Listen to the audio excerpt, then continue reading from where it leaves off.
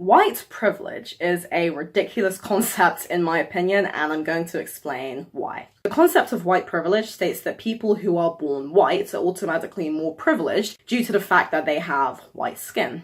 Now, obviously, there are a lot of problems with this. It doesn't take into account a person's lifestyle choices. So, somebody may have been born white, yet they made choices in their life that made them more successful, that made them do better, that made them have a healthier and better life compared to somebody who isn't white. And that's not because they're privileged necessarily, it's because they made certain choices and certain lifestyle choices and things that they wanted to do in order to make sure that their life was the best that they could make it. But what about the actual meaning of being white?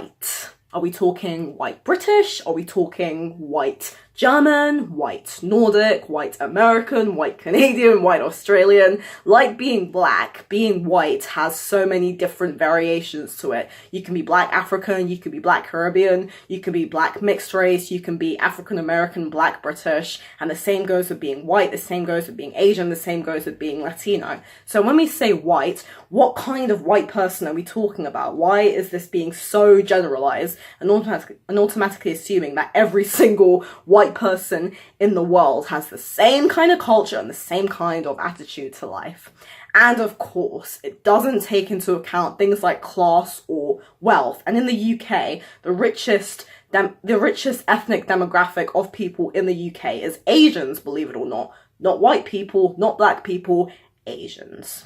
Why is it that everywhere you go in this country, you see a newsagent and it's owned by a Pakistani or an Indian? Why is that? Maybe it's because Asians actually decided to work hard because they came to this country, they were immigrants just like black people, just like people of other racial demographics, and yet they've decided to make something of themselves and they're the wealthiest ethnic demographic, the least poor. Now, I suffer from anxiety and panic attacks, and it's really fucking horrible. But do you see me going around saying, oh, you have mental stability privilege or some kind of nonsense? Oh, you don't have panic attacks. You don't have mental health problems. Everything's fine for you. Panic attacks are horrible. They literally affect my life. They make it hard for me to socialize. They make it hard for me to get a job. They literally make it hard for me to go outside because I'm so fucking scared that something terrible is going to happen. If I was walking around bitching about it constantly, saying, oh, you people are privileged, what would you say? I would sound like a nut job. I would sound like a petty,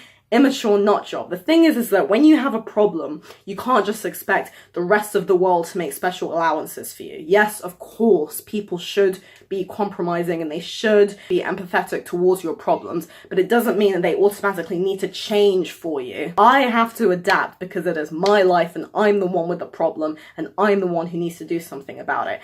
That is real power. Saying that white people automatically have white privilege is just an excuse to play the victim card and to turn yourself into some poor oppressed person just because you can't actually admit the fact that maybe you're just lazy and maybe you don't actually want to get off your ass and do the work. Because why are there so many successful people who aren't white all over the world? If white people automatically had privilege, why is it that not every single white person in the UK is super rich? Why is it that Asians are the wealthiest demographic?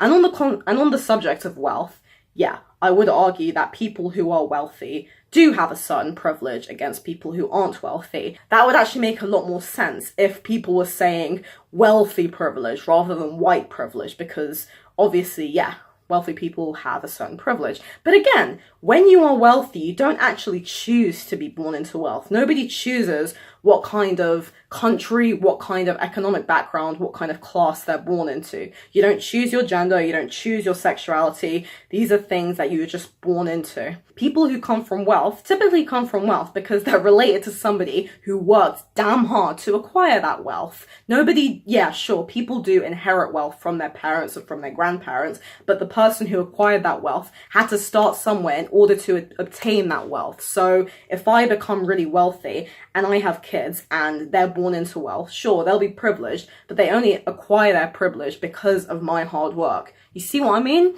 So it's not just, oh yeah, that person just happened to be privileged. They became privileged because of somebody else's hard labor. And that is where the paradigm between privilege and choice come into play. Are you privileged, or are you just the result of certain lifestyle choices that people happen to make?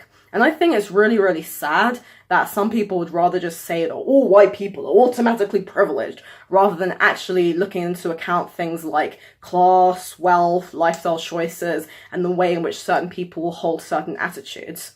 Of course, when we think about, for example, history, historically, people of all ethnic groups have suffered some kind of obscene injustice. Not just white people, not just black people, not just Latinos, everybody. Yes, black people endured the transatlantic slave trade, and that is one of the most disgusting things in human history. Of course, it's appalling. But no black person today, certainly not in America or Europe, has any idea what those poor slaves went through. How a black person living today can even begin to compare themselves to one of those poor slaves living during the transatlantic slave trade. That actually shows a lot of immaturity and a massive entitlement mentality, because you think that you're born into a well-off first world country with technology, and yeah, you may be slightly poorer than certain people, but you're compared with the rest of the world. If you're born in Europe or America,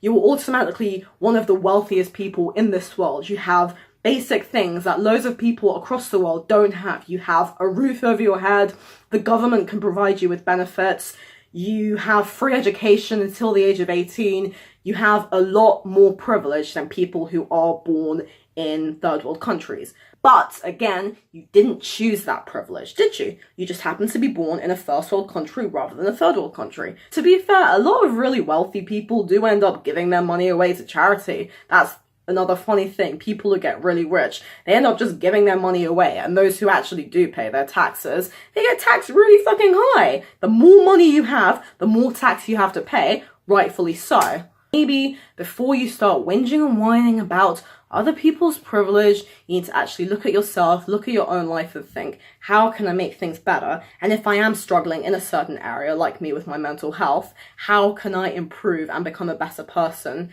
so that I maximize the chances of being successful in this world? Okay? Much more fun than whinging about privilege. I'm Serena Matcha, thank you for watching. If you enjoyed this video, please check out my 2 books, which I published because I'm a privileged British person who has access to Kindle Direct Publishing on Amazon. And this is our YA young adult collection of 2 novellas, and this is my poetry. And also check out my blog and my website, or everything's in the links in the description below. And yeah, thanks for watching.